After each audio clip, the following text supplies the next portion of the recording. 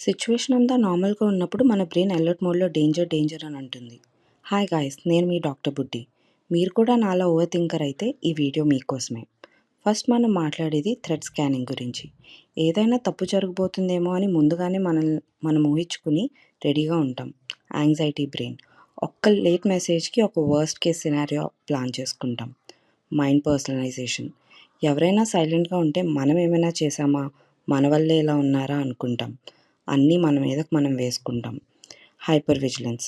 మనం హ్యాపీగా ఉన్న రోజుల్లో కూడా మనమేంటి ఇంత హ్యాపీగా ఉన్నాం, నెక్స్ట్ ఏమైనా సాడ్ మూమెంట్ రాబోతుందేమో అని కామ్గా ఉన్న మూమెంట్ని కూడా డేంజర్లా ఫీల్ అవుతాం.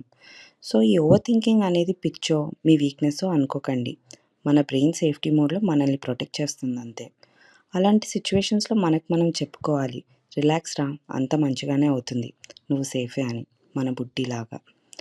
ఇలాంటి సివియర్ యాంగ్జైటీ ఆర్ డిస్ట్రెస్ ఉన్నప్పుడు మీకు అయిన వాళ్ళతో షేర్ చేసుకోండి. ఆర్ థెరపీ అవసరం ఉంటే దాన్ని కూడా తీసుకోండి. It's not abnormal. Or you can reach out to doctor Buddi. Tata.